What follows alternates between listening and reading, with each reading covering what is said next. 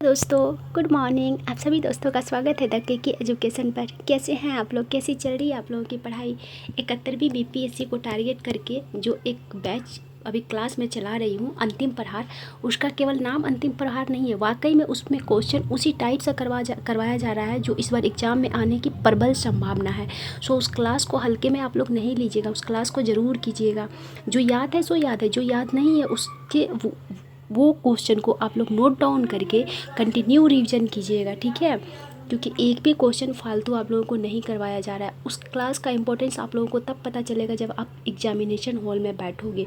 और केवल ऐसा नहीं है केवल वो बीपीएससी में ही वो सब क्वेश्चन आएंगे, टीआरई 4 या फिर जो भी एग्ज़ाम सामने आने वाला है वो सारे भी एग्जाम के लिए इम्पॉर्टेंट है। सो उस क्लास को ज़रूर देखिएगा। आइए आज का पहला क्वेश्चन देखते हैं। आज का पहला क्वेश्चन क्या है? निम्नलिखित में से सही युग्मों का चयन करें। सही युग्मों का पूछ रहा है। वाटरमैन ऑफ इंडिया, बिल्कुल ये सही है। Waterman of India Rajendra Singh को बोला जाता है। Mountain man of India Dashrath Manjhi को बोला जाता है, बिल्कुल ये भी सही है। Bird man of India Salim Ali को बोला जाता है, बिल्कुल ये भी सही है। Ice man of India R K. Singh को, नहीं ये गलत है। तो यहाँ क्या पूछ रहा है? सही युग्मों का चयन करें, अर्थात इसका आंसर हो जाएगा ऑप्शन नंबर सी। क्या हो जाएगा? 1 2 3 यानी कि option number C. Ice man of India किसे कहा जाता है? आइस मैन ऑफ इंडिया कहा जाता है जेवांग नोरफेल को कहा जाता है, ठीक है? किसे कहा जाता है? जेवांग नोरफेल को आइस मैन ऑफ इंडिया कहा जाता है, ठीक है? तो फिर आर.के. सिंह का नाम है, तो R K. Singh dolphin man of India का नाम है। किसका नाम है? Dolphin man of India. अगर आपसे पूछा जाएगा डॉल्फिन मैन ऑफ इंडिया किसे कहा जाता है, तो आर.के. सिंह को, ठीक है? वाटर मैन ऑफ इंडिया किसे कहा जाता है? राजेंद्र सिंह को। माउंटेन मैन ऑफ इंडिया किसे कहा जाता है? दशरथ मान जी को। बर्ड मैन ऑफ इंडिया किसे कहा जाता है? सलीम अली को, ठीक है? और आइस मैन ऑफ इंडिया जो जेवांग नोरफेल को। Dolphin man of India R K. Singh को। ओके, आइए नेक्स्ट क्वेश्चन देखते हैं। नेक्स्ट क्वेश्चन क्या कह रहा है? लोक लेखा समिति का कार्यकाल कितने दिन का होता है? तो कार्यकाल कितने दिन का होता है? कार्यकाल होता है 1 वर्ष का। कितने दिन का होता है? 1 वर्ष का। आइए लोक लेखा समिति का पोस्टमार्टम करते हैं। अगर आपसे पूछा जाए कि इसकी स्थापना कब हुई थी, तो स्थापना 1919 के एक्ट के तहत 1921 में हुई थी। कब हुई थी? 1919 के एक्ट के तहत 1921 में इसकी स्थापना हुई थी, ठीक है? लोक लेखा समिति जो है ये सबसे पुरानी समिति है सर, ठीक है? सबसे पुरानी समिति है लोक लेखा समिति, क्योंकि इसकी स्थापना कब हो गई थी? 1921 में ही हो गई थी, ठीक है? अगर आपसे पूछा जाएगा इसमें सदस्य कितने होते हैं, तो इसमें सदस्य होते हैं 22। कितने होते हैं? 22। 15 होते हैं लोकसभा के और 7 होते हैं राज्यसभा के, ठीक है? तो कुल कितने सदस्य हो गए? 22 सदस्य हो गए। 15 लोकसभा के, 7 राज्यसभा के। जितना मैं बता रही हूँ सारे क्वेश्चन में पूछा गया है विभिन्न एग्जाम में, इसलिए आप लोग एक एक पॉइंट इसका नोट डाउन कीजिएगा। तो सदस्य 22 होते हैं, 15 लोकसभा के, 7 राज्यसभा के। अगर आपसे पूछा जाएगा कि लोक लेखा समिति के अध्यक्ष कौन होते हैं, तो लोक लेखा समिति का पहले 1967 से पहले अध्यक्ष कोई भी होता था, लेकिन 1967 में ऐसा प्रावधान बनाया गया कि लोक लेखा समिति का अध्यक्ष केवल और केवल विपक्ष का नेता होगा। कौन होगा? विपक्ष का नेता लोक लेखा समिति का अध्यक्ष होगा, ठीक है? लोक लेखा समिति की अगर बात की जाए तो लोक लेखा समिति का मुख्य कार्य क्या है? तो लोक लेखा समिति का मुख्य कार्य है केक का रिपोर्ट की जांच करना। केक की रिपोर्ट की जांच करना, ठीक है? क्या किसे कहा जाता है? नियंत्रण महालेखा परीक्षक, ठीक है? इनके रिपोर्ट की जांच करना लोक लेखा समिति का कार्य है। इसीलिए इसे क्या कहा जाता है? इसे कहा जाता है कि ये जांच पड़ताल करने वाला एक समिति है, ठीक है? और क्या कहा जाता है? अगर आपसे पूछा जाए प्राक्कलन समिति का जुड़वा बहन किसे कहा जाता है, तो प्राक्कलन समिति का जुड़वा बहन लोक लेखा समिति को कहा जाता है। किसे कहा जाता है? लोक लेखा समिति को प्राक्कलन समिति का जुड़वा बहन कहा जाता है, ठीक है? अगर प्राक्कलन समिति की बात की जाए तो प्राक्कलन समिति की स्थापना कब हुई थी? प्राक्कलन समिति की स्थापना हुई थी 1950 में। कब हुई थी? 1950 में प्राक्कलन समिति की स्थापना हुई थी। और प्राक्कलन समिति सबसे बड़ी अस्थायी समिति है। इसमें पता है कितना सदस्य होते हैं? प्राक्कलन समिति में कुल 30 सदस्य होते हैं। कितने होते हैं? 30 सदस्य होते हैं। और 30 के 30 केवल और केवल लोकसभा के सदस्य होते हैं। क्या होते हैं? केवल लोकसभा के सदस्य होते हैं प्राक्कलन समिति में जितने भी सदस्य होते हैं, ठीक है? एक समिति है लोक उपक्रम समिति। कौन सा समिति? लोक उपक्रम समिति। इसी को लोक सरकारी समिति भी कहा जाता है, ठीक है? इसका गठन कब हुआ था? तो इसका गठन हुआ था, अर्थात लोक उपक्रम समिति का गठन हुआ था 1964 में। कब हुआ था? 1964 में। और इसमें कितने सदस्य होते हैं? तो इसमें भी 22 सदस्य होते हैं, 15 लोकसभा के, 7 राज्यसभा के, ठीक है? और इसका काम क्या है? तो इसका काम सरकारी कंपनियों की जाँच करना है। किसका? लोक उपक्रम समिति का, ठीक है? आइए नेक्स्ट क्वेश्चन देखते हैं। नेक्स्ट क्वेश्चन क्या है? निम्नलिखित में से असत्य कथन का चयन करें। क्या बोल रहा है? असत्य कथन का चयन करने के लिए बोल रहा है। भारत में सती प्रथा अधिनियम लॉर्ड विलियम बेंटिक के शासनकाल में लाया गया था। बिल्कुल ये सही है। इस अधिनियम को राजा राम मोहन के सहयोग से लाया गया था। ये भी सही है। इसे सर्वप्रथम मुंबई में लागू किया गया था। ये गलत है। ठीक है। सती प्रथा की जानकारी सर्वप्रथम भानुगुप्त के एरन अभिलेख से मिला था। ये भी सही है। तो इसका आंसर क्या हो जाएगा? इसका आंसर हो जाएगा, असत्य कथन चुनने के लिए बोल रहा है, यानी कि ऑप्शन नंबर सी इसका आंसर हो जाएगा। क्या आंसर हो जाएगा? ऑप्शन नंबर सी इसका आंसर हो जाएगा। ऑप्शन सी गलत हो जाएगा। ठीक है। बात की जाए अगर कि आखिर सर्वप्रथम लागू किया कहाँ गया था, तो सर्वप्रथम लागू किया गया था बंगाल में। कहाँ लागू किया गया था सती प्रथा प्रतिषेध अधिनियम? तो बंगाल में लागू किया गया था। कब लागू किया गया था? 1829 में। ठीक है। लाया कब गया था सती प्रथा प्रतिषेध अधिनियम? तो ये लाया गया था 1829 में ही लाया गया था। और किसके सहयोग से लाया गया था? तो राजा राम मोहन के सहयोग से लाया गया था। ठीक है।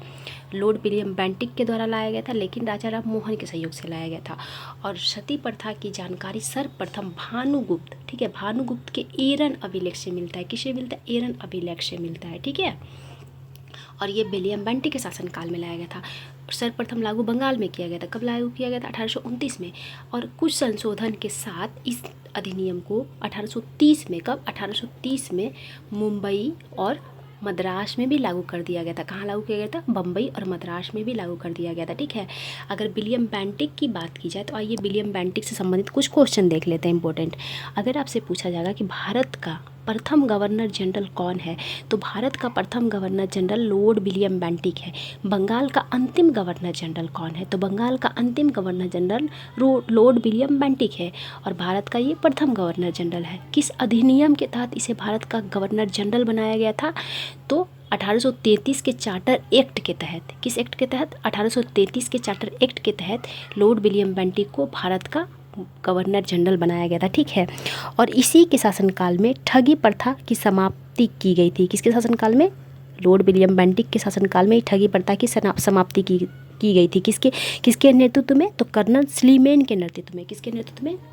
कर्नल स्लीमेन के नेतृत्व में। इस स्लीमेन वाला क्वेश्चन जो है एक बार बीपीएससी एग्जाम में पूछा जा चुका है कि ठगी प्रथा का अंत किसके नेतृत्व में किया गया था। और बच्चे क्या किए थे? बच्चे मार दिए थे विलियम बेंटिक। सोचे गवर्नर के बारे में पूछ रहा है, लेकिन वो गवर्नर नहीं, वो नेतृत्व पूछा था। किसके नेतृत्व में ठगी प्रथा को समाप्त किया गया था? तो कर्नल स्लीमन के नेतृत्व में ठगी प्रथा को समाप्त किया गया था। ठीक है। तो आप लोग ध्यान रखिएगा इस बात का। नरबली प्रथा को भी ये समाप्त करने की कोशिश किया था, लेकिन हुआ नहीं था। ठीक है। आइए नेक्स्ट क्वेश्चन देखते हैं। नेक्स्ट क्वेश्चन क्या कह रहा है? नेक्स्ट क्वेश्चन कह रहा है कि रानी गैंडेल्यू को रानी की उपाधि किसने दी थी? तो रानी गैंडेल्यू को रानी की उपाधि दी थी जवाहरलाल नेहरू के द्वारा। ठीक है। इनका जन्म के बारे में पूछा जाता है। ये मणिपुर की थी। कहाँ की थी? मणिपुर की। ठीक है। इनके भाई द्वारा हेराका नामक आंदोलन चलाया गया था, जो एक धार्मिक आंदोलन था, लेकिन बाद में वो आंदोलन राजनीतिक आंदोलन में परिवर्तित हो गया। और वो इस आंदोलन में रानी गैंडेल्यू मात्र 13 वर्ष की उम्र में, जब इसके चचेरे भाई की मृत्यु हो गई, तो वो नेतृत्व संभाली थी। कौन? रानी गैंडेल्यू। जब इनको आजीवन कारावास की सज़ा मिल गई थी तो ये जेल में थी। इसके बाद जवाहरलाल नेहरू इनसे मिलने गए और इनको रानी की उपाधि दिए थे। किसकी उपाधि? रानी की उपाधि। ठीक है। पहाड़ों की रानी की उपाधि भी इन्हीं को दिया गया था। ठीक है। किनको? रानी गैंडेल्यू को। अगर महात्मा गांधी की बात की जाए तो आपसे पूछा जाएगा कि महात्मा गांधी को महात्मा की उपाधि किसने दिया था? तो महात्मा की उपाधि इनको रविन्द्रनाथ टैगोर के द्वारा दिया गया था। किसके द्वारा? रविन्द्रनाथ टैगोर के द्वारा दिया गया था। कब दिया गया था? चंपारण सत्याग्रह के दौरान। एक क्वेश्चन और पूछा जाता है कि महात्मा गांधी के द्वारा भारत में चलाया गया प्रथम सत्याग्रह कौन सा था? तो चंपारण सत्याग्रह था। कौन था? चंपारण सत्याग्रह, जो 1917 में बिहार के चंपारण जिला में हुआ था। ठीक है। उसी दौरान रविन्द्रनाथ टैगोर ने इनको महात्मा की उपाधि दी थी। इनको राष्ट्रपिता की उपाधि किसने दी थी? तो इनको राष्ट्रपिता की उपाधि सुभाष चंद्र बोस के द्वारा दी गई थी। किसके द्वारा? सुभाष चंद्र बोस के द्वारा। ठीक है। इनको बापू की उपाधि किसके द्वारा दी गई थी? तो बापू की उपाधि इनको जवाहरलाल नेहरू के द्वारा दी गई थी। किसके द्वारा? जवाहरलाल नेहरू के द्वारा इनको बापू की उपाधि दी गई थी। ठीक है। सुभाष चंद्र बोस की बात की जाए तो इनको नेताजी की उपाधि किसके द्वारा दी गई थी? तो जर्मनी के लोगों के द्वारा दी गई थी। किसके द्वारा? जर्मनी के लोगों के द्वारा इनको नेताजी की उपाधि दी गई थी। ठीक है। सुभाष चंद्र बोस की बात की जाए तो इनके द्वारा सिंगापुर में अस्थायी सरकार का गठन कब किया गया था? कहाँ? सिंगापुर में किया गया था। कब किया गया था? तो 21 अक्टूबर 1900 1943 को की गई थी। कब की गई थी? 21 अक्टूबर 1943 को सिंगापुर में अस्थायी सरकार की गठन की गई थी और वो उस सरकार के प्रधानमंत्री बने थे और विदेश मंत्री भी सुभाष चंद्र बोस जी बने थे। ठीक है। सरदार वल्लभ भाई पटेल की बात की जाए तो पूछा जाता है सरदार वल्लभ भाई पटेल को सरदार की उपाधि कब और किसने दी थी? तो बारदोली सत्याग्रह के दौरान बारदोली की महिलाओं के कहने पर महात्मा गांधी के द्वारा दी गई थी सरदार की उपाधि। ठीक है। तो अगर आपको ऑप्शन है महिलाओं मिले बारदोली का तो महिलाओं आंसर हो जाएगा। अगर महिलाओं नहीं रहे, महात्मा गांधी रहे, तो महात्मा गांधी भी आंसर हो जाएगा, क्योंकि बारदोली की महिलाओं के कहने पर ही महात्मा गांधी ने सरदार वल्लभ भाई पटेल को सरदार की उपाधि दी थी। ठीक है। बारदोली सत्याग्रह कब हुआ था? तो ये हुआ था 1928 में। कब हुआ था? 1928 में। ठीक है। आइए नेक्स्ट क्वेश्चन देखते हैं। नेक्स्ट क्वेश्चन क्या है? भारत के प्रथम विधि आयोग के अध्यक्ष कौन थे? तो भारत के प्रथम विधि आयोग के अध्यक्ष थे MC सीतलवाड़। कौन थे? MC Setalvad. Option number A हो जाएगा। ठीक है। वर्तमान में विधि आयोग के अध्यक्ष कौन है? तो वर्तमान में महेश्वरी हैं। कौन है? नागेश्वरम महेश्वरी वर्तमान में भारत के विधि आयोग के 23वें क्रम के 23वें क्रम के अध्यक्ष बने हैं। ठीक है। अगर आपसे पूछा जाए केसी नियोगी कौन है? तो प्रथम वित्त आयोग के अध्यक्ष हैं। ठीक है। तो प्रथम वित्त आयोग के अध्यक्ष कौन थे? प्रथम, ये JPSC एग्जाम में पूछा गया था। ठीक है। JPSC PT में पूछा गया था। तो प्रथम वित्त आयोग के अध्यक्ष कौन है? प्रथम वित्त आयोग के अध्यक्ष थे केसी नियोगी। ठीक है। कौन थे? केसी नियोगी प्रथम वित्त आयोग के अध्यक्ष थे। अगर आपसे पूछा जाए प्रथम वित्त आयोग का स्थापना कब हुआ था, गठन कब हुआ था, तो 1951 में। कब? 1951 में। और वित्त आयोग संबंधी उल्लेख किस अनुच्छेद में किया गया है? तो अनुच्छेद 280 में किया गया। किस अनुच्छेद में? अनुच्छेद 280 में किया गया था। ठीक है। और प्रथम वित्त आयोग के अध्यक्ष कौन बना था? केसी नियोगी। कब? 1951 में। ठीक है। वित्त आयोग में कुल कितने सदस्य होते हैं? तो एक अध्यक्ष, 4 अन्य सदस्य होते हैं, यानी कि कुल 5 सदस्य होते हैं। कितने होते हैं? 5 सदस्य होते हैं। कार्यकाल कितने दिन का होता है? 5 वर्ष का होता है। ठीक है। वित्त आयोग के अध्यक्ष की नियुक्ति किसके द्वारा की जाती है? तो नियुक्ति की जाती है राष्ट्रपति के द्वारा। किसके द्वारा की जाती है? राष्ट्रपति के द्वारा वित्त आयोग की नियुक्ति की जाती है। ठीक है। वर्तमान में वित्त आयोग के अध्यक्ष कौन है? तो अरविंद पनगड़िया है। कौन है? अरविंद पनगड़िया। और ये कईवें क्रम के हैं? तो 16वें क्रम के हैं। कईवें क्रम के हैं? 16वें क्रम के। 15वें क्रम के कौन थे? तो NK सिंह थे। कौन थे? NK सिंह थे 15वें क्रम के वित्त आयोग। और प्रथम वित्त आयोग कौन थे? तो केसी नियोगी थे। ठीक है। हरिलाल जे कानिया की बात की जाए तो सर्वोच्च न्यायालय की स्वतंत्रता के बाद, ठीक है, स्वतंत्रता के बाद सर्वोच्च न्यायालय के प्रथम मुख्य न्यायाधीश कौन थे? तो प्रथम CJI थे हरिलाल जे कानिया। ठीक है। तो सर्वोच्च न्यायालय के प्रथम मुख्य न्यायाधीश कौन थे? हरिलाल जे कानिया। ध्यान देने योग्य बात है कि ये स्वतंत्रता के बाद सर्वोच्च न्यायालय के प्रथम मुख्य न्यायाधीश बने थे हरिलाल जे कानिया। ठीक है। आइए नेक्स्ट क्वेश्चन देखते हैं। नेक्स्ट क्वेश्चन क्या कह रहा है? भारत छोड़ो आंदोलन का समर्थन किस पार्टी ने नहीं किया था? हिंदू महासभा या कम्युनिस्ट पार्टी ऑफ इंडिया या यूनियनिस्ट पार्टी? तो ये तीनों जो है उपर्युक्त सभी हो जाएगा। इसका आंसर क्या हो जाएगा? डी। ऑप्शन नंबर डी इसका आंसर हो जाएगा। तीनों पार्टी। और एक एक्स्ट्रा पार्टी था, कौन? मुस्लिम लीग। ठीक है। मुस्लिम लीग भी भारत छोड़ो आंदोलन का समर्थन नहीं किया था। तो कुल 4 पार्टी था जो भारत छोड़ो आंदोलन का समर्थन नहीं किया था। कौन कौन? हिंदू महासभा, कम्युनिस्ट पार्टी ऑफ इंडिया, यूनियनिस्ट पार्टी और मुस्लिम लीग ने समर्थन नहीं किया था। भारत छोड़ो आंदोलन की बात की जाए तो कब प्रारंभ हुआ था? ये प्रारंभ हुआ था 9 अगस्त 1942 को। ठीक है। 9 अगस्त 1942 को भारत छोड़ो आंदोलन प्रारंभ हुआ था। आपको कहीं कहीं क्वेश्चन में देखने को मिल जाएगा किसी किसी बुक में 8 अगस्त 1942, लेकिन 8 अगस्त 1942 नहीं होगा, क्योंकि इसका प्रारंभ 8 अगस्त के मध्य रात्रि को प्रारंभ हुआ था 12 बजे के बाद। तो आप सोचो कि 12 बजे के बाद तो डेट चेंज हो जाता है, यानी कि प्रारंभ हुआ था भारत छोड़ो आंदोलन 9 अगस्त 1942 में। ठीक है। भारत छोड़ो आंदोलन के दौरान क्या हुआ था कि ऑपरेशन 0 आवर्स, कौन सा? ऑपरेशन 0 आवर्स चलाकर कांग्रेस के जितने भी प्रमुख नेता थे सारे को गिरफ्तार कर लिया गया था। किस ऑपरेशन के तहत? ऑपरेशन 0 आवर्स के तहत। ठीक है। कांग्रेस के अलावे भी जितने प्रमुख नेता थे भारत के, उन सभी को गिरफ्तार करके अलग अलग जेल में रख दिया गया था। इसलिए पूछा जाता है कि भारत छोड़ो आंदोलन का नेतृत्व किसने किया था? तो इसका नेतृत्व किसी ने नहीं किया था, ये नेतृत्व विहीन था। ठीक है। स्वतः स्फूर्त आंदोलन था, इसीलिए कहा जाता है कि भारत छोड़ो आंदोलन जो है वो स्वतः स्फूर्त आंदोलन था और किसी ने इसका नेतृत्व नहीं किया था, ये नेतृत्व विहीन आंदोलन था। ठीक है। एक क्वेश्चन और पूछा जाता है कि भारत छोड़ो आंदोलन के दौरान जब महात्मा गांधी को गिरफ्तार किया गया था तो उन्हें कहाँ रखा गया था? तो उन्हें पूना के आगा खां पैलेस में रखा गया था। उनके साथ सरोजिनी नायडू और उनकी वाइफ कस्तूरबा गांधी और उनके निजी सचिव महादेव देसाई को भी आगा का पैलेस में ही रखा गया था और उसी दौरान कस्तूरबा गांधी की भी मृत्यु हो गई थी और महादेव देसाई की भी मृत्यु हो गई थी। ठीक है, एक क्वेश्चन और पूछा जाता है कि भारत छोड़ो आंदोलन के दौरान डॉक्टर राजेंद्र प्रसाद को गिरफ्तार करके कहाँ रखा गया था। डॉक्टर राजेंद्र प्रसाद उस समय मुंबई नहीं जा सके थे, पटना में ही थे, इसलिए उनको पटना में ही गिरफ्तार करके बांकीपुर जेल में रख दिया गया था। कहाँ? पटना की बांकीपुर जेल में डॉक्टर राजेंद्र प्रसाद को गिरफ्तार करके रखा गया था। ठीक है, जयप्रकाश नारायण को कहाँ रखा गया था? जयप्रकाश नारायण को वर्तमान झारखंड के हजारीबाग जेल में रखा गया था। बीपीएससी एग्जाम में शायद 68वीं में पूछा था न क्या कि जयप्रकाश नारायण जब जेल से फरार हुए थे भारत छोड़ो आंदोलन के समय, तो वो कौन सा दिन था, कौन सा फेस्टिवल था? तो दिवाली के रात। कौन सा? दिवाली के रात वो जेल तोड़ के फरार हो गए थे। ठीक है, आपसे पूछा जाएगा कि जवाहरलाल नेहरू को कहाँ रखा गया था उस समय। तो जवाहरलाल नेहरू को अहमदनगर किला में रखा गया था। कहाँ रखा गया था? अहमदनगर किला में। जबकि मौलाना आज़ाद को बांकुड़ा जेल में रखा गया था। ठीक है, और श्री कृष्ण सिंह को भी बांकीपुर जेल में रखा गया था। ठीक है, श्री कृष्ण सिंह जो बिहार के प्रथम कांग्रेसी मंत्रिमंडल के कांग्रेसी मुख्यमंत्री थे, या फिर अगर आपसे पूछा जाए कि बिहार के प्रथम मुख्यमंत्री तो श्री कृष्ण सिंह। ठीक है, आइए नेक्स्ट क्वेश्चन देखते हैं। बिहार कॉमिक सेवक दल की स्थापना कब हुई थी? तो 27 नवंबर 1921 को हुई थी। कब हुई थी? 27 नवंबर 1921 को। 22 दिसंबर 1928 को क्या हुआ था? तो साइमन कमीशन का बिहार आगमन हुआ था। क्या हुआ था? साइमन कमीशन का बिहार आगमन हुआ था। ठीक है, कब बिहार आगमन हुआ था?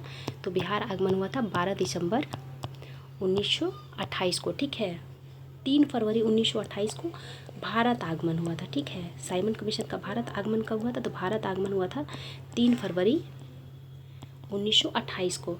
6 फरवरी 1921 को क्या हुआ था? तो 1920 से 22 तक 1920 से 22 तक असहयोग आंदोलन चल रहा था महात्मा गांधी के नेतृत्व में। उसी दौरान स्वदेशियों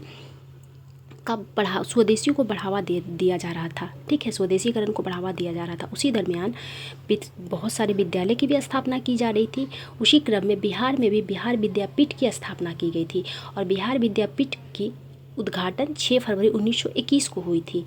इसका उद्घाटन किसके द्वारा किया गया था? तो उद्घाटन किया गया था महात्मा गांधी के द्वारा। महात्मा गांधी आकर पटना में बिहार विद्यापीठ विद्यालय का उद्घाटन किए थे। बिहार विद्यापीठ विद्यालय का कहाँ स्थापना हुआ था? तो पटना के सदाकत आश्रम में। सदाकत आश्रम की स्थापना किसके द्वारा किया गया था? तो मजरूल हक के द्वारा। किसके द्वारा? मजरूल हक के द्वारा सदाकत आश्रम की स्थापना की गई थी और उसी सदाकत आश्रम से बिहार विद्यापीठ की स्थापना हुई थी, वहीं पर जो महात्मा गांधी के द्वारा 6 फरवरी 1921 को किया गया था। ठीक है, अगर साइमन कमीशन की बात की जाए तो आपसे पूछ लिया जाएगा साइमन कमीशन का गठन कब हुआ था। साइमन कमीशन का गठन हुआ था 8 नवंबर 1927 को। कब हुआ था? 8 नवंबर 1927 को गठन हुआ था, लेकिन भारत आगमन 3 फरवरी 1928 को, जबकि बिहार आगमन 12 दिसंबर 1928 को हुआ था। ठीक है, आइए नेक्स्ट क्वेश्चन देखते हैं। किसान समाचार पत्र के संपादक कौन थे? तो किसान समाचार पत्र के संपादक थे स्वामी विद्यानंद। कौन थे? स्वामी विद्यानंद। स्वामी सहजानंद के द्वारा एक समाचार पत्र, एक पुस्तक इनके द्वारा लिखा गया था, हुंकार।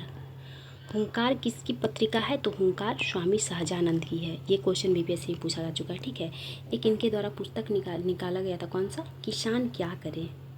किसान क्या करे किसकी रचना है? तो किसान क्या करे स्वामी सहजानंद की रचना है। किसान क्या करे, ठीक है, किसकी रचना है? स्वामी सहजानंद की। स्वामी राम वृक्ष बेनीपुरी की बात की जाए तो इन्हें क्या कहा जाता है? इन्हें कहा जाता है कलम का जादूगर। कलम का जादूगर किसे कहा जाता है? तो राम वृक्ष बेनीपुरी को कलम का जादूगर कहा जाता है। ठीक है, स्वामी श्रद्धानंद की बात की जाए तो ये किसके गुरु थे? तो स्वामी श्रद्धानंद स्वामी दयानंद सरस्वती के गुरु थे। ठीक है, आइए नेक्स्ट क्वेश्चन देखते हैं। श्वेत रक्त कणिका का मुख्य कार्य क्या है? श्वेत रक्त कणिका अर्थात WBC।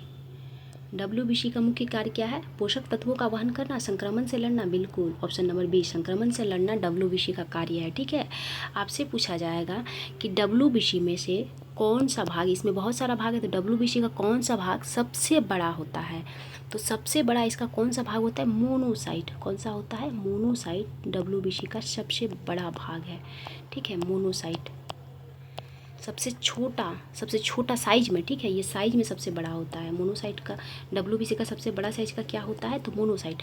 वहीं अगर आपसे पूछ लिया जाए सबसे छोटा साइज का, ठीक है, सबसे छोटा साइट का क्या होता है? लिम्फोसाइट। लिम्फोसाइट WBC का कौन सा पार्ट सबसे छोटा होता है? तो लिम्फोसाइट सबसे छोटा होता है, जबकि मोनोसाइट सबसे बड़ा होता है। ठीक है, उसी प्रकार से पूछा जाएगा WBC का कौन सा भाग या कौन सा पार्ट अंग सबसे संख्या में सबसे ज़्यादा होता है? तो न्यूट्रोफिल। कौन सा? न्यूट्रोफिल सबसे ज़्यादा होता है। ठीक है, और सबसे कम कौन सा भाग होता है? तो बेसोफिल।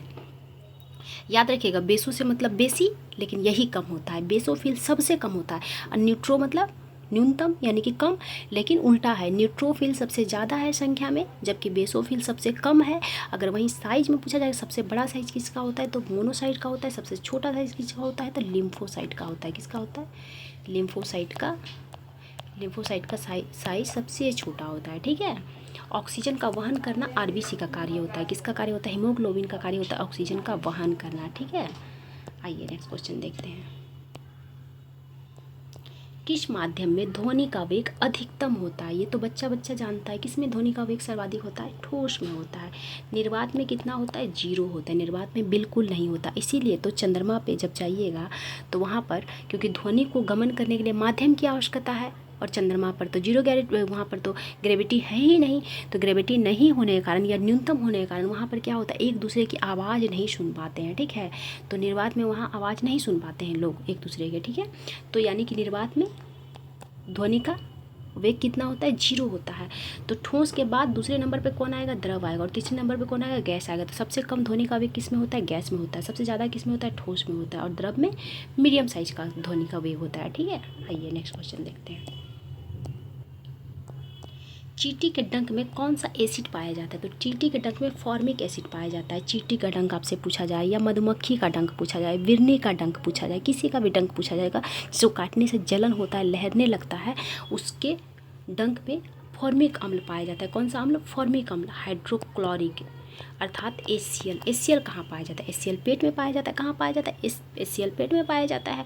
और इसका pH मान क्या होता है? तो इसका pH मान होता है 0.5 से 1.5 होता है। ठीक है, 0.5 से 1.5 होता है HCl का pH मान। ठीक है, अगर ऑक्जेलिक अम्ल की बात की जाए तो ऑक्जेलिक अम्ल किस में पाया जाता है? ये पाया जाता है टमाटर में। किस में पाया जाता है? टमाटर में ऑक्जेलिक अम्ल पाया जाता है। ठीक है, साइट्रिक अम्ल किस में पाया जाता है?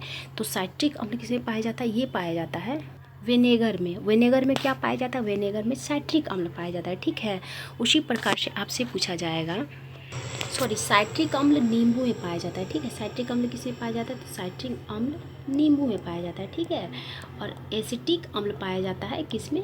एसिटिक अम्ल पाया जाता है सिरका में। सिरका जिसे विनेगर कहा जाता है। ठीक है, तो एसिटिक अम्ल पाया जाता है सिरका में, और साइट्रिक अम्ल पाया जाता है नींबू में। जबकि ऑक्जेलिक अम्ल किसमें पाया जाता है? तो टमाटर में। उसी तरीके से टाटरिक अम्ल, टाटरिक अम्ल किसमें पाया जाता है? तो टाटरिक अम्ल पाया जाता है इमली में। और किसमें पाया जाता है? तो अंगूर में भी पाया जाता है। ठीक है, टाटरिक अम्ल।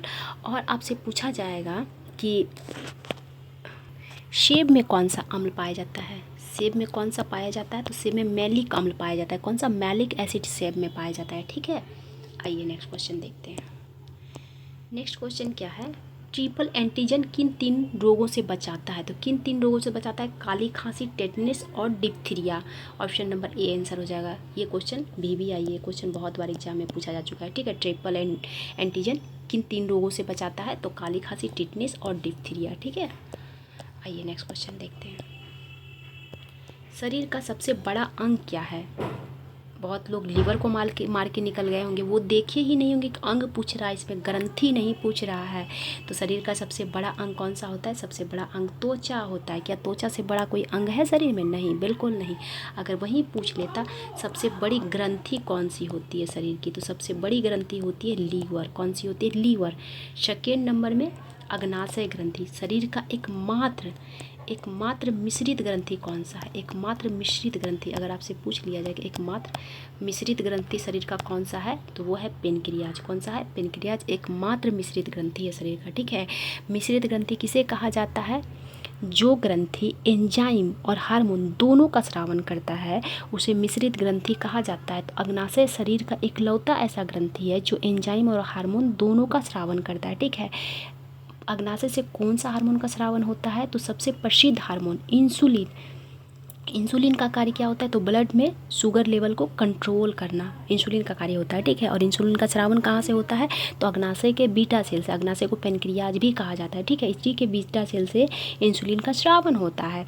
और कौन सा हार्मोन स्रावन होता है, तो ग्लूकागॉन, कौन सा, ग्लूकागॉन, ठीक है। और एंजाइम कौन सा, तो एमाइलेज, एमाइलेज एंजाइम कहाँ से स्रावन होता है, एमाइलेज एंजाइम का स्रावन अग्नाशय से होता है। ट्रिप्सिन, ट्रिप्सिन एंजाइम का स्रावन कहाँ से होता है, तो वो भी अग्नाशय से होता है, इसीलिए इसे मिश्रित ग्रंथि कहा जाता है, ठीक है। और लीवर सबसे बड़ी ग्रंथि शरीर की। अगर वहीं अंतःस्रावी आपसे पूछ लिया जाए कि अंतःस्रावी शरीर का सबसे बड़ा अंतःस्रावी ग्रंथि कौन सा है, तब औटू ग्रंथि हो जाएगा, ठीक है, तब औटू ग्रंथि हो जाएगा। लेकिन अगर अंतःस्रावी स्रावी कोई नहीं पूछे, बाह्यस्रावी कुछ नहीं पूछे, सीधा पूछे शरीर का सबसे बड़ा ग्रंथि कौन सा है, तो उसका आंसर लीवर हो जाएगा। लेकिन जैसे ही उसमें अंतःस्रावी लग जाएगा तो शरीर का सबसे बड़ा ग्रंथि तब हो जाएगा औटू ग्रंथि, ठीक है। पीयूष ग्रंथि अगर बात की जाए तो ये हमारे शरीर की द्वितीय सबसे छोटी ग्रंथि है, द्वितीय सबसे छोटी ग्रंथि है। तो सबसे छोटी ग्रंथि कौन सी है, तो सबसे छोटी ग्रंथि पीनियल ग्रंथि हो जाएगी। कौन सा ग्रंथि, पीनियल ग्रंथि हमारे शरीर की सबसे छोटी ग्रंथि है, ठीक है। और द्वितीय सबसे छोटी ग्रंथि पीयूष ग्रंथि हो जाएगी। कौन, पीयूष ग्रंथि द्वितीय सबसे छोटी ग्रंथि हो जाएगी, ठीक है। पीनियल ग्रंथि से कौन से हार्मोन का स्रावन होता है, बहुत ही प्रसिद्ध हार्मोन है मेलाटोनिन हार्मोन का। कौन सा, मेलाटोनिन हार्मोन। और मेलाटोनिन हार्मोन को बायोलॉजिकल क्लॉक कहा जाता है। क्या, सॉरी, आपसे पूछा जाएगा किस ग्रंथि को बायोलॉजिकल क्लॉक कहा जाता है, तो पिनियल ग्रंथि को। त्रिनेत्र किसे कहा जाता है, तो पिनियल ग्रंथि को त्रिनेत्र के नाम से भी जाना जाता है। किस नेत्र के, त्रिनेत्र के नाम से जाना जाता है, किसे, पिनियल ग्रंथि को, ठीक है। आपसे पूछा जाएगा कि मास्टर ग्रंथि के नाम से किस ग्लैंड को जाना जाता है, तो मास्टर ग्रंथि के नाम से पीयूष ग्रंथि को जाना जाता है। किसे जाना जाता है, पीयूष ग्रंथि को मास्टर ग्रंथि के नाम से भी जाना जाता है। और मास्टर ग्रंथि, अगर पीयूष ग्रंथि का लोकेशन पूछा जाए तो ये सर में है, कहाँ है, सर में है, ठीक है। और पिनियल ग्रंथि भी सर में ही पाया जाता है। आइए नेक्स्ट क्वेश्चन देखते हैं। बिहार में मक्का के लिए कितनी बार कृषि कर्मण पुरस्कार मिल चुका है, तो कितनी बार मिल चुका है, कितनी बार मिल चुका है, 2 बार मिल चुका है। किसके लिए, मक्का के लिए, ठीक है। आइए नेक्स्ट क्वेश्चन देखते हैं। नेक्स्ट क्वेश्चन क्या कह रहा है, निम्नलिखित में से किस झील में केबुल लामजाओ राष्ट्रीय उद्यान पाया जाता है। कौन सा, केबुल लामजाओ राष्ट्रीय उद्यान, ठीक है। ये दोनों एक ही में होगा, केबुल लामजाओ राष्ट्रीय उद्यान। तो ये पाया जाता है लोकटक झील में। कौन सा झील में, लोकटक झील। लोकटक झील कहाँ है, तो ये मणिपुर में स्थित है। कहाँ स्थित है, मणिपुर में लोकटक झील स्थित है। एक बार बीपीएससी में क्वेश्चन पूछा था कि पूर्वोत्तर भारत का सबसे मीठे पानी का झील कौन सा है, तो मीठे पानी का झील है लोकटक झील। लोकटक झील कैसा है, मीठे पानी का झील, और ये कहाँ स्थित है, मणिपुर में स्थित है। एक क्वेश्चन और पूछा जाता है कि एकमात्र तैरता हुआ राष्ट्रीय उद्यान कौन सा है, तो केबुल लामजाओ विश्व का, ठीक है। केबुल लामजाओ जो है विश्व का एकमात्र तैरता हुआ राष्ट्रीय उद्यान है। क्या है, तैरता हुआ राष्ट्रीय उद्यान है। कौन सा, केबुल लामजाओ राष्ट्रीय उद्यान, जो लोकटक झील में स्थित है, मणिपुर में, ठीक है। लोनार झील की अगर बात की जाए तो ये कहाँ है, महाराष्ट्र में, महाराष्ट्र में। और इसका निर्माण कैसे हुआ, तो इसका निर्माण हुआ है उल्का पिंड के द्वारा। किसके द्वारा, उल्का पिंड के द्वारा लोनार झील का निर्माण हुआ है। वेम्बनाथ झील कहाँ स्थित है, तो ये केरल में स्थित है। कहाँ स्थित है, केरल में वेम्बनाथ झील है। और सबसे लंबा झील अगर आपसे पूछा जाए तो वेम्बनाथ झील ही हो जाएगा। कौन सा, वेम्बनाथ झील। अगर पुलिकट झील की बात की जाए तो ये तमिलनाडु प्लस आंध्र प्रदेश के सीमा पर स्थित है। कहाँ स्थित है, आंध्र प्रदेश और तमिलनाडु के सीमा पर पुलिकट झील स्थित है, ठीक है। आइए नेक्स्ट क्वेश्चन देखते हैं। पोलावरम परियोजना किस नदी पर स्थित है, तो ये गोदावरी नदी पर स्थित है। किस नदी पर स्थित है, गोदावरी नदी पर स्थित है, ठीक है। आइए कावेरी नदी की बात की जाए तो कावेरी नदी पर कौन सा जलप्रपात स्थित है, कावेरी नदी पर शिव समुद्रम। कौन सा, शिव समुद्रम, ठीक है। अगर चिनाब नदी की बात की जाए तो इस पर बहुत सारा बांध है, बगलिहाल बांध जो अभी बहुत चर्चा में रहा था। कौन सा, बगलिहाल बांध बहुत चर्चा में रहा था जब पाकिस्तान भारत युद्ध चल रहा था, तो उस समय भारत सरकार ने बगलिहाल बांध का पानी रोक लिया था, ठीक है, रोक लिया था और बिना बताए फिर छोड़ दे रहा था, जिस कारण पाकिस्तान में बाढ़ आने की स्थिति और सुखाड़ आने की स्थिति तक बन जा रही थी। तो ये किस नदी पर स्थित है, चिनाब नदी पर, ठीक है। सलाल बांध किस नदी पर स्थित है, चिनाब नदी पर। दुल्हस्ती परियोजना किस नदी पर स्थित है, चिनाब नदी पर, ठीक है। तो ये सारे परियोजना बहुत इंपॉर्टेंट है जो चिनाब नदी पर स्थित है। और शिव समुद्रम जलप्रपात किस पर स्थित है, तो ये कावेरी नदी पर स्थित है, ठीक है। कृष्णा की बात की जाए तो कृष्णा नदी पर कौन सा बांध स्थित है, नागार्जुन सागर, ठीक है। आइए नेक्स्ट क्वेश्चन देखते हैं। नेक्स्ट क्वेश्चन क्या कह रहा है, किस अधिनियम ने ब्रिटिश शासन के दौरान सिविल सेवाओं के लिए खुला प्रतियोगिता परीक्षा की प्रणाली शुरू कर दी थी? तो ये कर दिया गया था 1853 के तहत। किस चार्टर एक्ट के तहत? 1853 के चार्टर एक्ट के तहत। और इसके साथ क्या क्या प्रावधान किया था, आइए देख लेते हैं। वीटो पावर किसके तहत दिया गया था? तो इसी के तहत दिया गया था। इसके तहत क्या किया गया था कि विधान परिषद द्वारा पारित विधेयकों पर गवर्नर जनरल को वीटो करने का अधिकार दे दिया गया था। किसको? विधान परिषद द्वारा अगर कोई विधेयक पारित हो रहा है और गवर्नर जनरल के पास आ रहा है तो उस पर वीटो लगा सकते हैं गवर्नर जनरल। और क्या किया गया था? तो इस चार्टर ने कार्यपालिका तथा विधायिका शक्तियों को पृथक करने का एक निश्चित कदम उठाया। भारतवर्ष के लिए एक पृथक विधान परिषद की स्थापना की गई और विधान परिषद में 12 सदस्य होते थे। कितने? 12 सदस्य होते थे। और क्या किया गया था? तो और किया गया था कि 1853 के अधिनियम ने ही सर्वप्रथम संपूर्ण भारत के लिए एक 12 सदस्यीय विधानमंडल की स्थापना की गई थी। ठीक है, किसके तहत? 1853 के चार्टर एक्ट के तहत ही किया गया था। ठीक है, और ये ईस्ट इंडिया कंपनी के लिए अंतिम चार्टर था। आपसे पूछा जाएगा ईस्ट इंडिया कंपनी के लिए अंतिम चार्टर कौन सा था? तो 1853 का चार्टर ही ईस्ट इंडिया कंपनी के लिए अंतिम चार्टर था। अगर 1813 की बात की जाए तो इसके तहत कौन कौन सा प्रावधान किया गया था, आइए देख लेते हैं। इसके तहत क्या किया गया था? इसके तहत भारत में ब्रिटिश कंपनी का व्यापारिक एकाधिकार को समाप्त कर दिया गया था और केवल चीन के साथ व्यापार एवं चाय का एकाधिकार रहने दिया गया था। ठीक है, और इस एक्ट के तहत क्या किया गया था? भारत में शिक्षा के विकास के लिए 1813 की बात कर रहे हैं। ठीक है, 1813 की बात कर रहे हैं। इसके तहत भारत में शिक्षा के विकास के लिए 1 लाख रुपए वार्षिक देने का निश्चय किया गया कि 1 लाख रुपए भारत को वार्षिक दिया जाएगा। किस लिए? शिक्षा का विकास के लिए। ठीक है, और इसके तहत क्या किया गया था? 1813 के तहत तो ईसाई मिशनरियों को लाइसेंस लेकर धर्म प्रचार करने की अनुमति दे दी गई थी कि आप लाइसेंस लेके आइए और भारत में धर्म, अपना ईसाई धर्म का प्रचार प्रसार कीजिए। ठीक है, ये 1813 के चार्टर एक्ट के तहत ही किया गया था। ठीक है, अगर आपसे पूछा जाए कि 1861 के तहत क्या किया गया था, तो 1861 के तहत किया गया था। आइए इसे भी देख लेते हैं। तो इसे लॉर्ड कैनिंग ने विभिन्न सदस्यों को अलग अलग विभाग यानी कि पोर्टफोलियो अधिनियम किसके तहत लाया गया था? पोर्टफोलियो ये प्रावधान जो है ये 1861 के अधिनियम के तहत ही लाया गया था। ठीक है, पोर्टफोलियो इट मीन्स क्या होता है कि जैसे कि आज वर्तमान में अगर आप देखेंगे तो रेल मंत्री अलग है, स्वास्थ्य मंत्री अलग है, शिक्षा विभाग अलग है ना। उसी तरीके से पोर्टफोलियो प्रावधान के तहत लॉर्ड कैनिंग ने विभागों को अलग अलग मंत्रियों के द्वारा बांट दिया गया था। ठीक है, उसी को पोर्टफोलियो कहा जाता है। अगर 1935 का भारत सरकार अधिनियम बोला जाए तो आइए इसे भी देख लेते हैं। इसके तहत क्या क्या किया गया था?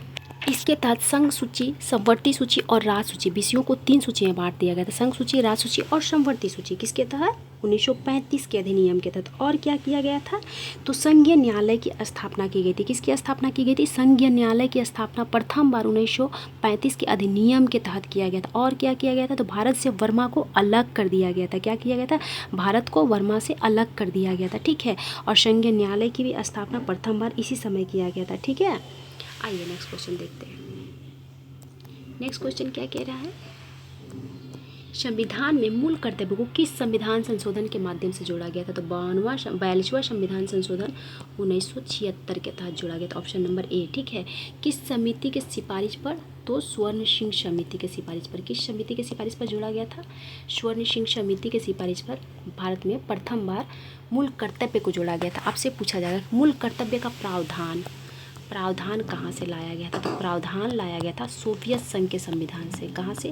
सोवियत संघ, जो वर्तमान में रूस के नाम से जाना जाता है। हालांकि सोवियत संघ उस समय बहुत देशों का समूह था। जब सोवियत संघ का विघटन हुआ 1991 में, तब सोवियत संघ 14 देशों में बट गया था। जो सबसे बड़ा देश बना वो रूस था। ठीक है, तो सोवियत संघ से मूल कर्तव्य का प्रावधान लिया गया था। ठीक है, और किस समिति के द्वारा जोड़ा गया था? तो स्वर्ण सिंह समिति के द्वारा जोड़ा गया था। तो क्या मूल संविधान में मौलिक कर्तव्य था? तो बिल्कुल नहीं, मौलिक कर्तव्य मूल संविधान में नहीं था, क्योंकि मूल कर्तव्य को ही मौलिक कर्तव्य भी कहा जाता है। ठीक है, तो मूल कर्तव्य को 42वां संविधान संशोधन 1976 के द्वारा जोड़ा गया था। और कितने प्रकार के? 10 प्रकार के। ठीक है, वर्तमान में कितने प्रकार के मूल कर्तव्य हैं? तो 11 प्रकार के हैं। ठीक है, तो 11वां मूल कर्तव्य कब जोड़ा गया था, ये भी पूछा जाता है। तो इसे जोड़ा गया था 86वां संविधान संशोधन 2002 के तहत 11वां मूल कर्तव्य को जोड़ा गया था। ठीक है, 44वां संविधान संशोधन के तहत क्या किया गया था? तो संपत्ति के अधिकार को मौलिक अधिकार से निकालकर उसे कानूनी अधिकार बना दिया गया और उसे हटाकर अनुच्छेद 300 के क्लोज ए में रख दिया गया। क्लोज ए या क में रख दिया गया। कौन सा अधिकार को? संपत्ति के अधिकार को, ठीक है। कईवां संविधान संशोधन? 44वां संविधान संशोधन। और 44वां संविधान संशोधन द्वारा क्या प्रावधान किया गया? तो 44वां संविधान संशोधन प्रावधान किया गया कि जब भी भारत में राष्ट्रीय आपातकाल लगेगा उस समय 2021 को छोड़कर सारे मौलिक अधिकार को निलंबित किया जा सकता है, लेकिन 2021 को छोड़कर, तब 2021 को छोड़ने वाला प्रावधान कब लागू किया गया था? तो 44वां संविधान संशोधन के द्वारा लागू किया गया था, ठीक है। और 86वां की बात की जाए तो अभी जस्ट में बताया कि इसके तहत क्या किया गया था? 61वां संविधान संशोधन 1989। कब? 1989, ठीक है, 1989। इसके तहत क्या किया गया था? इसके साथ भी बहुत महत्वपूर्ण कार्य हुआ था कि मताधिकार की आयु को 21 वर्ष से घटाकर 18 वर्ष कर दिया गया था। पहले वोट देने का अधिकार 21 वर्ष के लोगों को होता था, लेकिन अभी देखते होंगे आप 18 वर्ष में वोट देने का अधिकार दे दिया जाता है। तो मताधिकार की आयु 21 वर्ष से घटाकर 18 वर्ष कब किया गया था? 61वां संविधान संशोधन 1989 के द्वारा, ठीक है। आइए नेक्स्ट क्वेश्चन देखते हैं। सन्यासी विद्रोह का उल्लेख किस उपन्यास में किया गया? तो ये किया गया आनंद मठ में। किस में किया गया? आनंद मठ में। दुर्गेश नंदिनी किसने लिखा है? तो ये लिखा गया है बंकिम चंद्र चटर्जी के द्वारा, ठीक है। किसके द्वारा? बंकिम चंद्र चटर्जी के द्वारा लिखा गया, ठीक है। और बंकिम चंद्र चटर्जी के द्वारा ही आनंद मठ उपन्यास की रचना भी की गई थी, ठीक है। और आनंद मठ उपन्यास में किसका उल्लेख है? आनंद मठ उपन्यास में ही वंदे मातरम को सर्वप्रथम प्रकाशित किया गया था। कौन सा? वंदे मातरम को। वंदे मातरम की रचना किसने की थी? तो बंकिम चंद्र चटर्जी के द्वारा किया गया था। कब किया गया था? 1876 ईस्वी में किया गया था। कब किया गया था? 1876 ईस्वी में, ठीक है। और वंदे मातरम को राष्ट्रगीत के रूप में भारतीय संविधान द्वारा कब एक्सेप्ट किया गया था? तो 24 जनवरी 1950 को। कब एक्सेप्ट किया गया था? 24 जनवरी 1950 को। अर्थात वर्तमान में वंदे मातरम हमारा राष्ट्रगीत है, नोट राष्ट्रगान, राष्ट्रगीत है, ठीक है। तो राष्ट्रगान कौन सा है? जनगण मन राष्ट्रगान है, ठीक है, हमारे भारत का। और जनगण मन की रचना किसने की है? तो रविन्द्रनाथ टैगोर के द्वारा किया गया है। किसके द्वारा? रविन्द्रनाथ टैगोर के द्वारा। एक क्वेश्चन और पूछा जाता है कि सर्वप्रथम कांग्रेस के किस अधिवेशन में वंदे मातरम को गाया गया था? तो 1896 वाले अधिवेशन में, जो कहाँ हुआ था? जो हुआ था कलकत्ता में। इसी अधिवेशन में सर्वप्रथम वंदे मातरम को गाया गया था, ठीक है। आइए नेक्स्ट क्वेश्चन देखते हैं। नेक्स्ट क्वेश्चन क्या कह रहा है? राष्ट्रपति पर महाभियोग किस अनुच्छेद के द्वारा लगाया जाता है? अनुच्छेद 61 के द्वारा लगाया जाता है। किस अनुच्छेद के तहत? 61 के द्वारा। राष्ट्रपति पर जब भी महाभियोग लगता है तो अगर मान लीजिए सबसे पहले राज्यसभा में ये प्रस्ताव लाया गया कि राष्ट्रपति पर महाभियोग लगाया जाए, तो उसके लिए 1/4 सदस्यों का हस्ताक्षर होना जरूरी है कि 1/4 सदस्य चाह रहे हैं कि नहीं चाह रहे हैं महाभियोग लगाना। अगर 1/4 सदस्य चाह रहे हैं तो ही महाभियोग का प्रस्ताव लाया जाएगा, ठीक है, पहला प्रावधान। दूसरा क्या कि अगर ला दिया गया और राज्यसभा में इस बात की चर्चा हो गई, कहीं भी लाया जा सकता है, ठीक है। जरूरी नहीं कि महाभियोग का प्रस्ताव लोकसभा में ही लाया जाए या राज्यसभा में, किसी भी सदन में लाया जा सकता है, ठीक है, पहली बात। दूसरी बात क्या है कि 1/4 सदस्य एग्री होना चाहिए प्रस्ताव लाने के लिए, और इसे पारित करने के लिए कितने सदस्य होना चाहिए? तो 2/3 सदस्यों की बहुमत प्राप्त होनी चाहिए, तो ही इस प्रस्ताव को पारित किया जा सकता है, ठीक है। कौन से? राष्ट्रपति पर महाभियोग। क्या अभी तक एक भी राष्ट्रपति पर महाभियोग लगाया गया है? बिल्कुल नहीं, एक भी राष्ट्रपति पर महाभियोग लगाकर नहीं हटाया गया है, ठीक है। हटाना भी नहीं चाहिए, बहुत गलत इम्पैक्ट पड़ेगा भारत पर। और 60 के तहत क्या है? तो राष्ट्रपति का शपथ। राष्ट्रपति का शपथ प्रावधान किस अनुच्छेद में दिया गया? अनुच्छेद 60 में।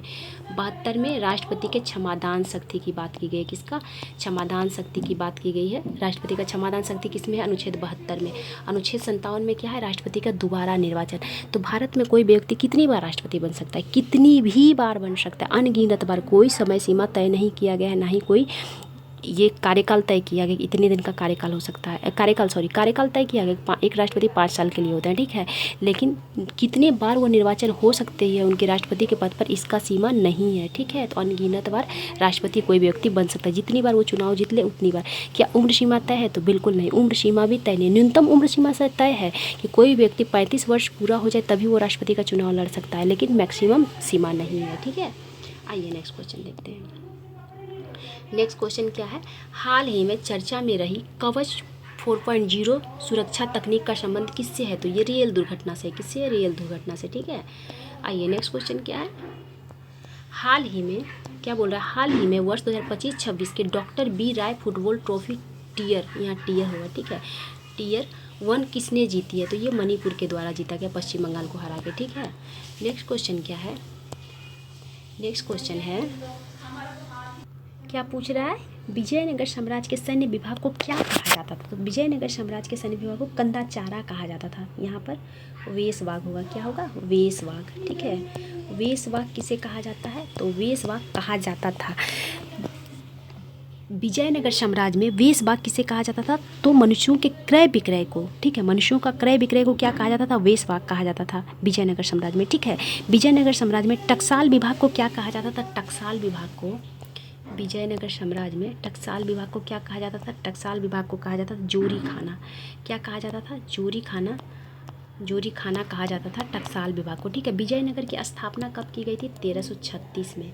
किसके द्वारा किया गया था? हरियर और बुक्का के द्वारा। किसके द्वारा किया गया था? हरियर प्लस बुक्का के द्वारा, ठीक है। मैं नाम बता दे रही हूँ, आप लोग लिख ही रहे होंगे क्योंकि स्क्रीन पे तो पता ही नहीं चल रहा होगा क्या ही लिख रहे हैं आप लोगों को।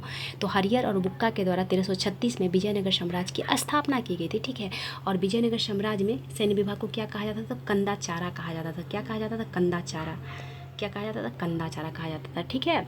और वेशवाग किसे कहा जाता था? वेशवाग, वेशवाग कहा जाता था मनुष्यों के क्रय विक्रय को, ठीक है।